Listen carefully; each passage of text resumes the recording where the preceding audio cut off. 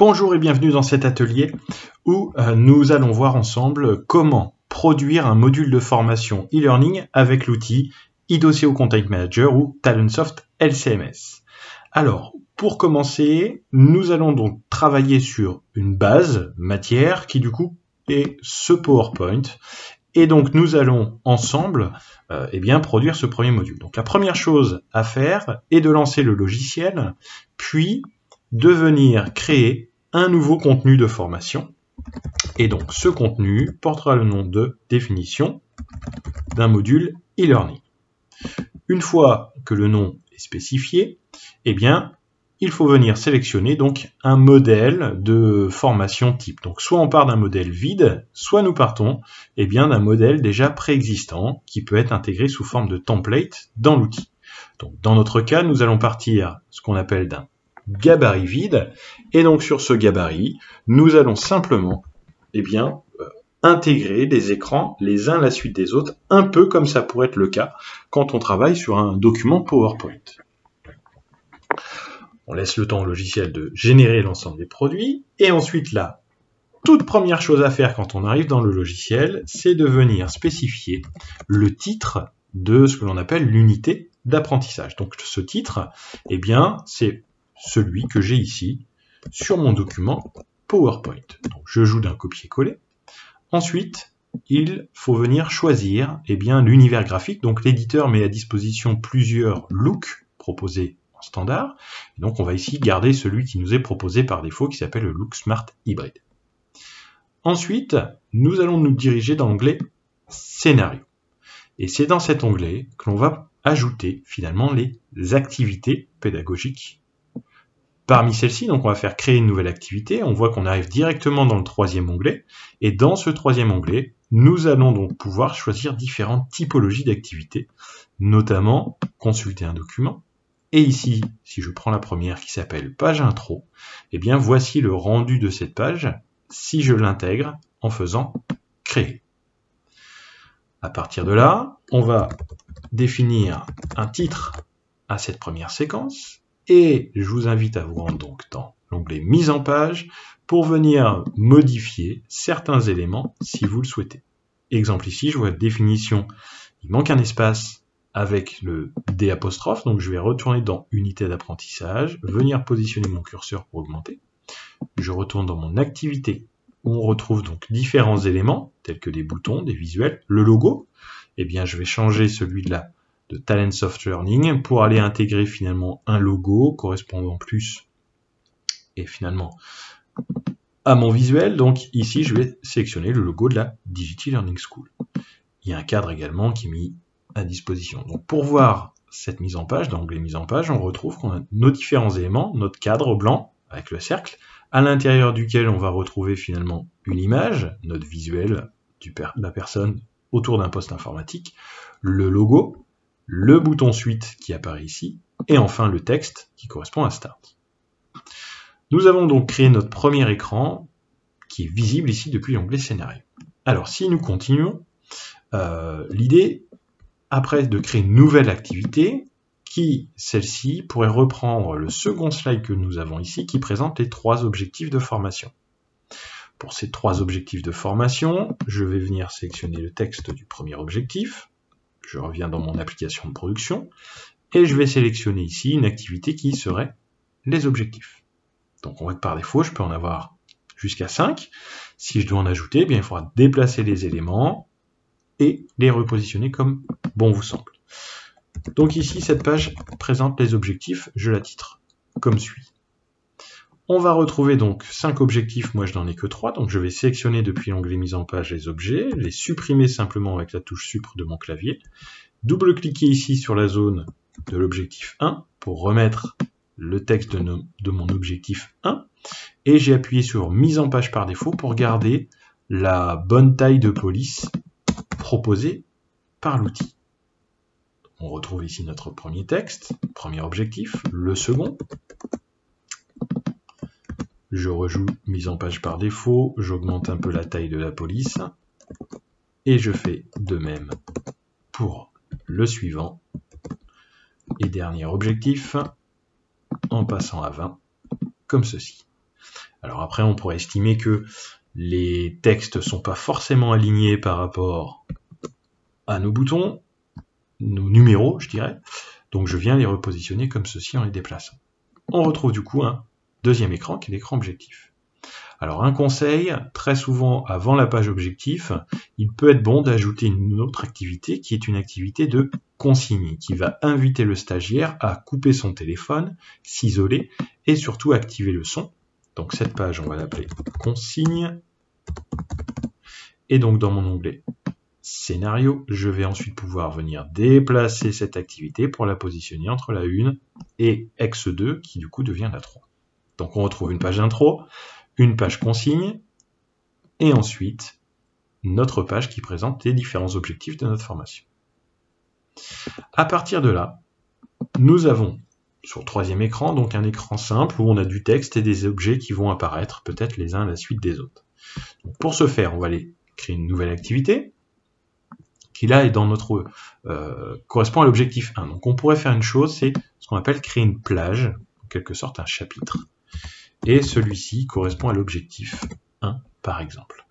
Donc moi je vais créer ensuite une nouvelle activité à l'intérieur, qui est une activité où on aurait du texte, plus une image, et potentiellement du son. Donc on va ici trouver une activité qui s'appelle page texte image. Je fais créer.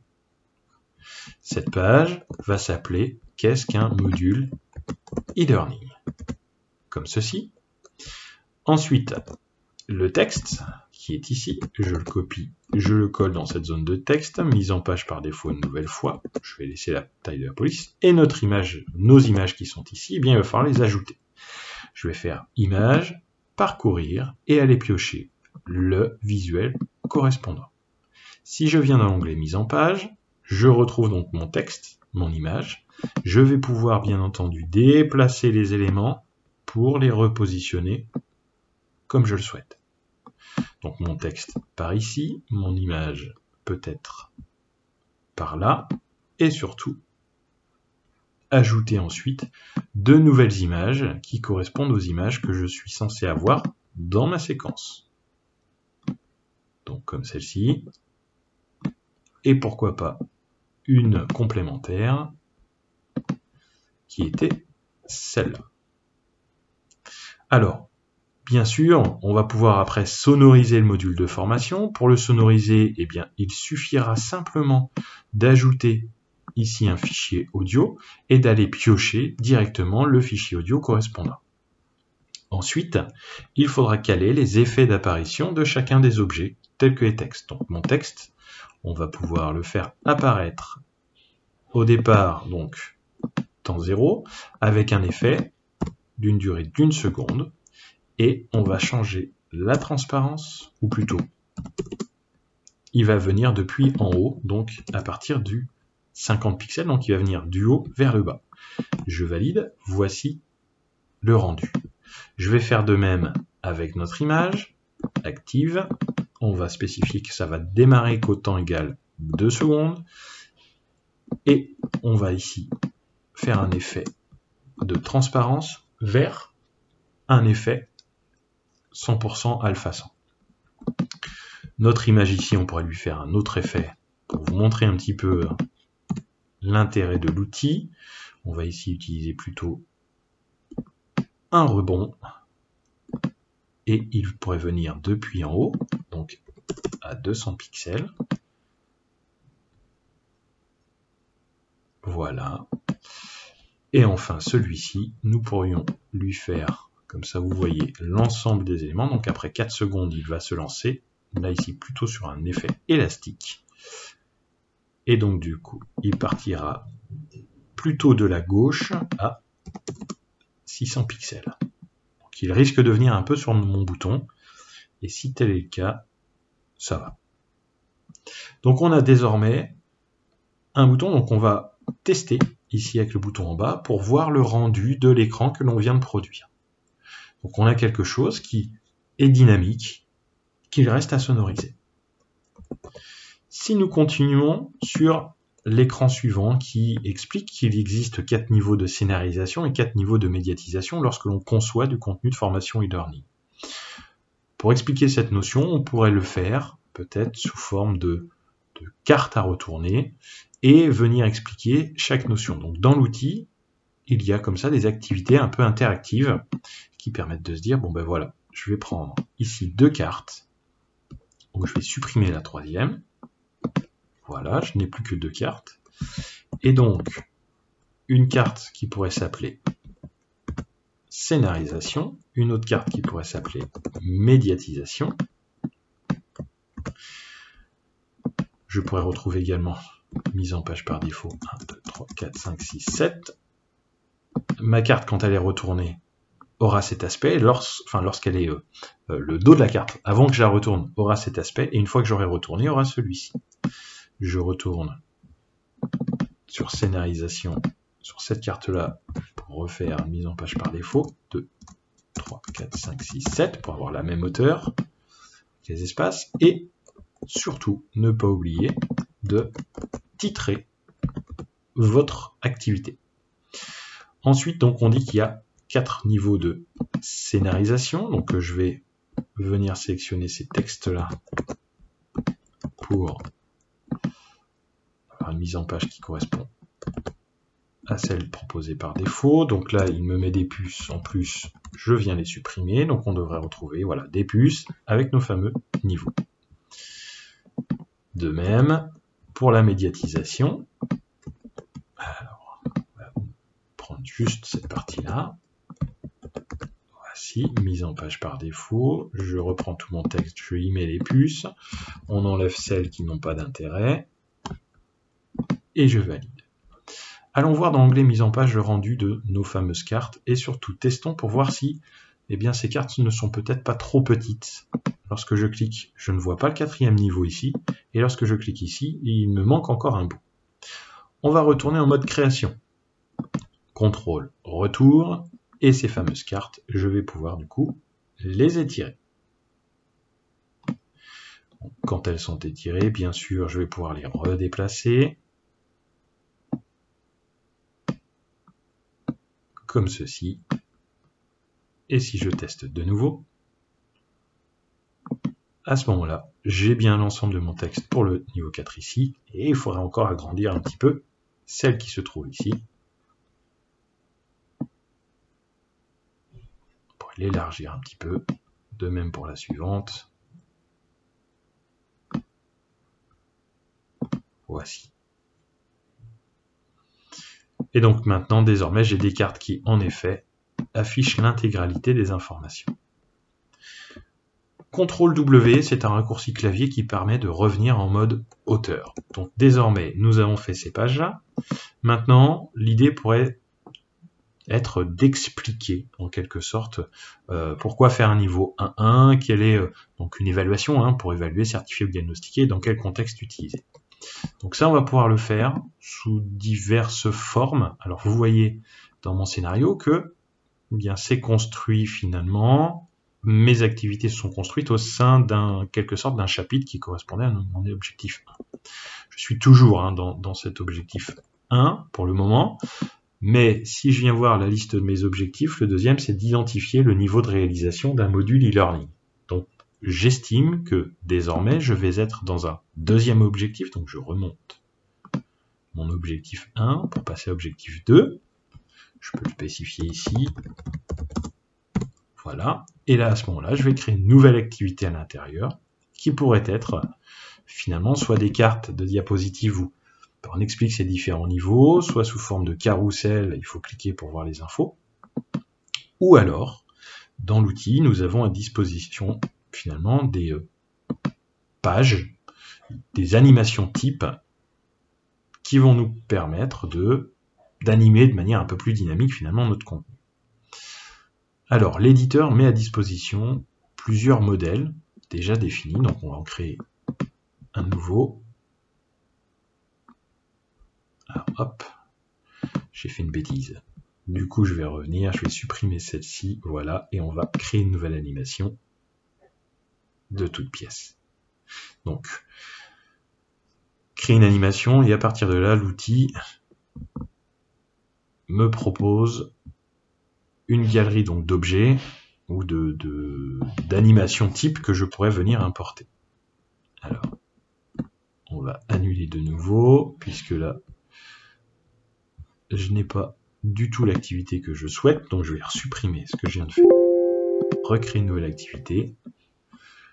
Les joies du live. Donc cette nouvelle activité est une animation. On va chercher une page flash plein écran. Tout à l'heure, j'avais pris page gabarit plein écran.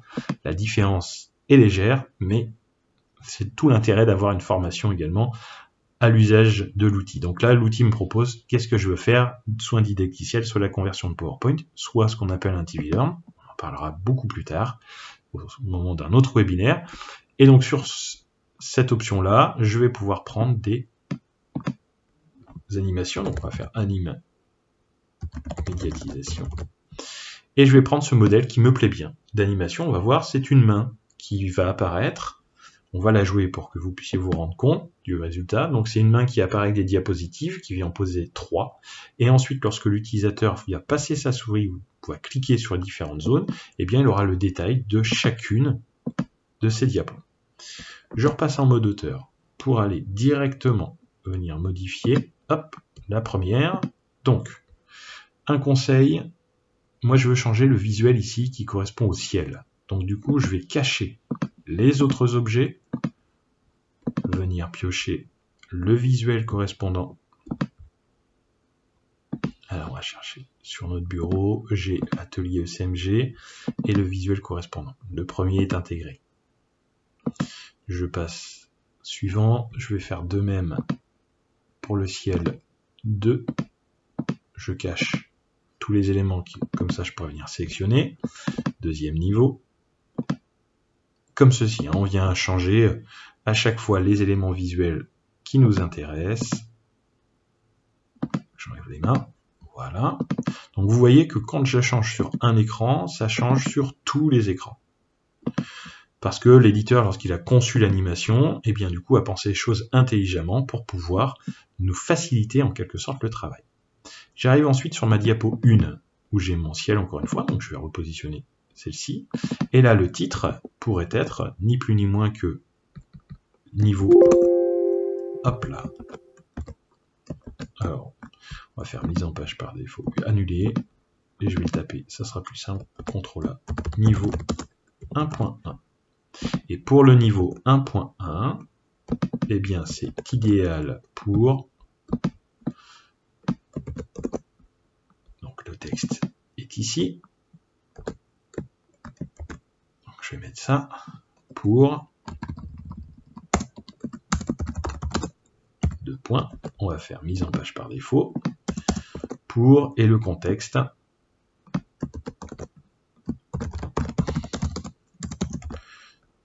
Remise en page par défaut. Je vais pouvoir remettre mes puces peut-être sur cette partie-là. Là également. Vous allez voir que là, l'inconvénient, c'est que si je valide, je vais avoir du texte noir qui va apparaître. Donc, de préférence sur un fond de couleur foncée, on va préférer du blanc. On va augmenter un petit peu la police. Et on va retrouver, du coup, notre animation. Je reviens au début pour tester et vous montrer le rendu de celle-ci. Donc voici, les diapos arrivent avec les visuels correspondant à ceux que l'on avait définis. Lorsque je vais passer sur le niveau 1.1, eh bien je retrouve le texte correspondant. Je n'ai pas fait les autres, mais il resterait à les faire. On revient en mode créateur, et là je fais enregistrer et retourner dans l'unité d'apprentissage qui va me permettre à ce moment-là d'intégrer mon animation dans mon module de formation. Donc là, contexte d'utilisation des niveaux de réalisation. C'est le titre de mon écran. Donc on voit que petit à petit, on construit comme ceci notre contenu. Alors, je pense que vous avez un peu compris l'outil, l'intérêt, la puissance de ce dernier, et surtout on peut aller très très vite lorsque l'on maîtrise l'outil, et surtout lorsque l'on sait où on veut aller. Alors, les éléments que vous n'avez pas encore vus correspondent aux parties plutôt évaluatives. Donc si je voulais questionner mes stagiaires, et bien là ici, exemple tout simple, un QCM texte, je vais faire créer. Donc on pourrait imaginer une série de 3 questions. Donc là j'aurai la question 1. Ma question, eh bien je vais la rédiger ici.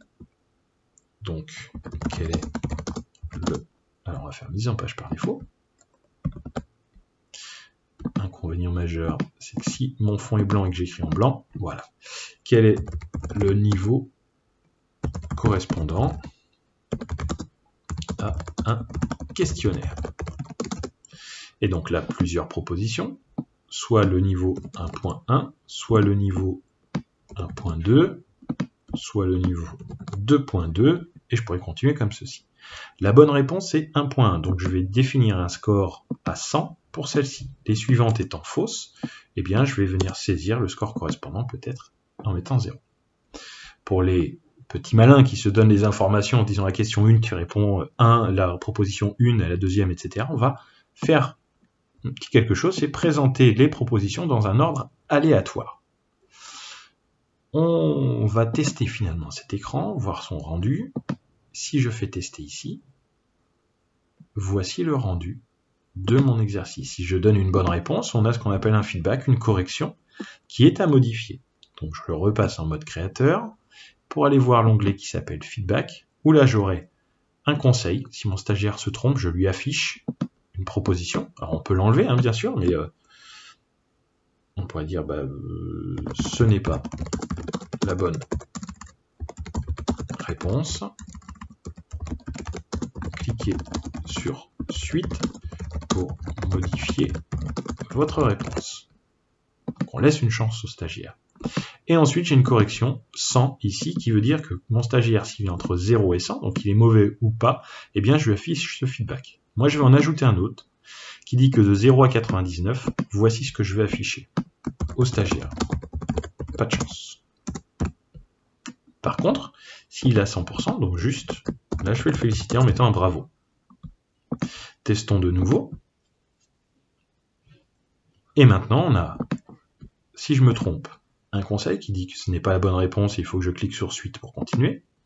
Je clique sur suite, je peux apporter à ce moment-là une nouvelle réponse, et si je clique de nouveau pour valider, là on me dit pas de chance. Est-ce qu'il fallait répondre ce que moi j'ai répondu? Alors après, dans les options de l'outil, on va pouvoir montrer les mauvaises réponses des apprenants, on pourrait corriger directement l'exercice, etc. Parmi les activités d'évaluation, donc là je vais retourner dans mon scénario pour vous montrer que ma question, elle n'est peut-être pas forcément à l'endroit souhaité. Donc je vais la déplacer, souvent les questions on les met plutôt à la fin, alors on peut, pour les évaluations formatives, les mettre au milieu, mais là dans mon cas présent, je vais les mettre ici. Donc je déplace ces activités comme bon me semble. Et je vais continuer en allant chercher de nouvelles activités d'évaluation, pour vous en montrer une autre. Donc j'avais la sélection d'éléments, donc c'est du menu déroulant, etc. Donc il y a une trentaine d'activités au total à disposition. La saisie de texte que je peux demander, ou déplacer des éléments à mes stagiaires. Exemple, je pourrais venir leur demander de relier des propositions entre elles, ou un texte à trous éventuellement, il y a une pioche, ils doivent déplacer les éléments. Ou pourquoi pas, d'associer aussi des images ou du texte à une légende. Donc je vais aller chercher des activités, par exemple un QCM image, c'est l'identification de zones sur une image. Je viens piocher mon visuel. Alors, on va aller chercher en termes de visuel quelque chose qui pourrait être intéressant de cliquer. Alors l'image est un peu petite, donc le rendu ne sera pas de qualité. Essayer de prendre quelque chose d'un peu plus grand. Voilà, comme ceci. Donc là, ce serait ma question 2. Et donc, désormais, je vais ajouter une zone à cliquer. Je pourrais dire, il faut cliquer sur les lunettes.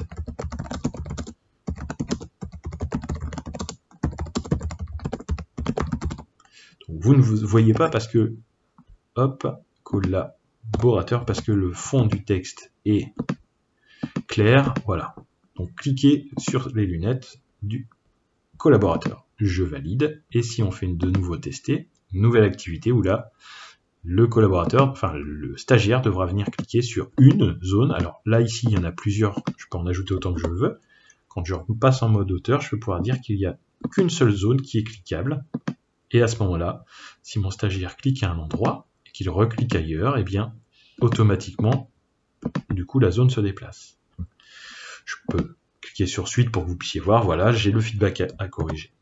Ensuite, quand nous avons terminé notre séquence de formation, on aime bien en tout cas chez DigiConcept, mais aussi chez les autres qui utilisent cet outil-là, eh bien ajouter une page bilan, alors qui pourrait être soit un simple texte qui félicite le stagiaire, soit un bilan qui reprend un peu l'organisation ou l'organigramme de notre parcours de formation. Donc là, je vais avoir un bilan qui pourrait être différent si mon stagiaire a un score compris entre 0 et 70, ou s'il a un score compris entre 71 et 100.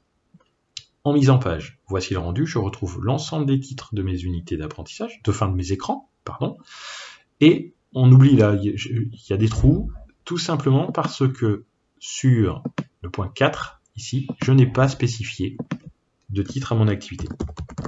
Donc si je l'appelle bien objectif 1, vous allez voir que dans notre bilan, on aura désormais, dans l'onglet mise en page, eh bien le texte correspond.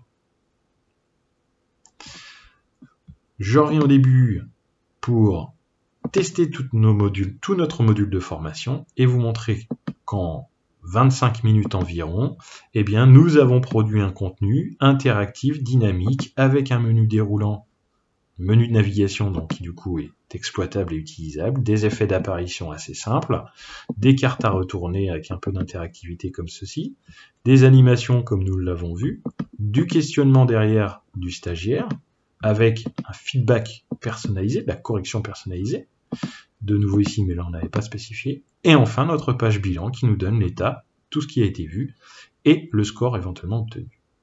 Voilà, pour ce webinaire, je vous remercie pour votre attention et d'avoir été aussi nombreux à participer. Donc cette vidéo du webinaire vous est mise à disposition, on communiquera dans les semaines qui viennent pour que vous puissiez venir revoir et partager éventuellement tout ceci. À très bientôt pour un prochain webinaire.